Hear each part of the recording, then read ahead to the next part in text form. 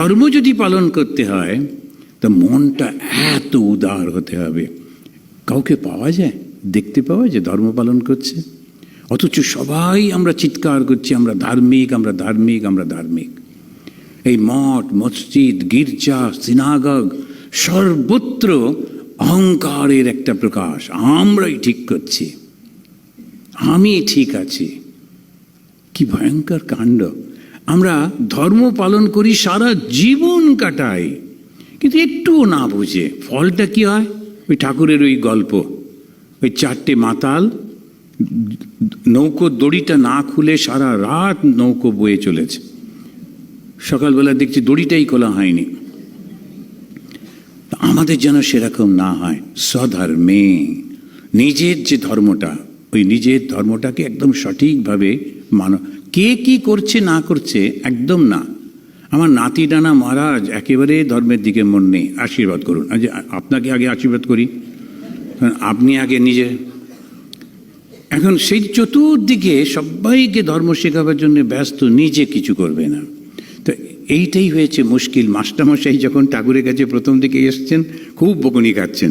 তো একটা হচ্ছে ওইটা, সবাইকে তো বলতে হবে যে মূর্তির মধ্যে দেবতা নেই। ঠাকুর একদম খুব বকুনি দিলেন, এই তোমাদের কলকাতার লোকেদের দোষ, শুধু বক্তৃতা দেওয়া, লোককে বোঝানো, নিজে আগে বোঝো।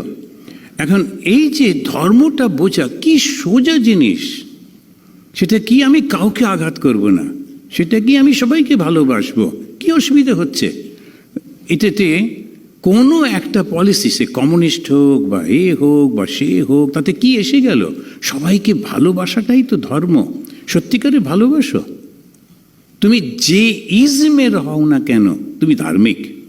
তো ওইখানেতে সেই তুলাধার মুনি বহুকাল আগে বলছেন যে সর্বভূতম হিতম ধর্মম, এবং তার সঙ্গে সঙ্গে মৈত্রম, মিত্রতা করতে হবে, বন্ধুত্ব করতে হবে।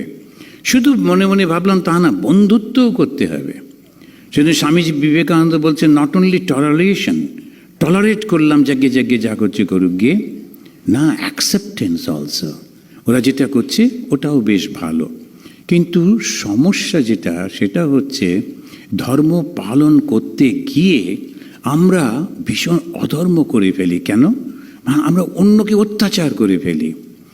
আমার খুব সুন্দর কীর্তন শুনতে ইচ্ছা, এবারে 500টা মাইক লাগিয়ে দিলাম। আরে আমার শুনতে ইচ্ছা, আমার বাড়িতে কৃষ্ণকে ডাকছি, পাড়া প্রতিবেশীকে সবাইকে শোনাবার দায়িত্ব কে দিয়েছে আমাকে? কিন্তু না, একদম চতুর্দিকে মাইক্রোফোন লাগিয়ে 3 দিন 3 রাত হো হো করে কীর্তন চলছে। বুড়ো মানুষগুলো ঘুমোতে পারছে না, বাচ্চাগুলো চিৎকার করছে, অসুস্থ মানুষ কষ্ট পাচ্ছে, আর ওখানে ভাবছে কৃষ্ণ মাথার উপরে ফুল ফেলে দিচ্ছেন। আর মাঝে সাঝে হাওয়াতে যদি একটা ফুল পড়েছে তো ওটা আবার 6 দিন চলবে, 3 দিনের বদলে। আচ্ছা, এইটা ধর্ম? সাধারণ বুদ্ধি। আমি অত্যাচার করছি মানুষের উপরে, কেউ তো চায়নি না। আমি কেন বুঝতে পারি না? নিজের বাড়ির মধ্যে সব জানলা দরজা বন্ধ করে একেবারে সেই কত ডেসিবেল বলে সেটা চালিয়ে করো দেখি কেমন পারো। তা করবে না, কিন্তু নিজের বাড়ির মধ্যে শোনা যাচ্ছে না, সব বাইরে। প্রত্যেককে ধার্মিক করে নিজে অধার্মিক হয়ে বসে থাকলো। এইটাতেই উনি বলছেন যে কাউকে কষ্ট দিও না। বেদ গীতাতে আমরা দেখি উনি বলছেন অহিংসা, সত্যবচন, সর্বভূত হিতম। এইসব প্রথম হচ্ছে অহিংসা, সত্যবচন আর সর্বভূত হিতম। এখানেও বলছেন সর্বভূত হিতম। তো অহিংসা কি? কারুর প্রতি তো সবার প্রতি ভালোবাসা রয়েছে। তা ধর্ম মানুষটাকে কি করছে? প্রেমিক বানিয়ে দিচ্ছে, হিংস্র নয়। যখন ধর্ম মানুষকে হিংস্র বানিয়ে দেয়, ধর্মের নাম নিয়ে যখন রে রে করে তারা খুন করতে যায়, তখন ভগবানও সেখান থেকে দূরে চলে যান। না, এরা নয়, এরা আমার নয়। কিন্তু আমরা ধর্মের নাম নিয়ে অন্যের গলা কাটি, নিজেও মরি। কি ভুল, কি ভুল! সেইটাই বোঝবার সময় এসে গেছে। ভালো করে বুঝতে হবে ধর্ম একটা ট্রান্সফরমেশন, ধর্ম কনভার্সন নয়।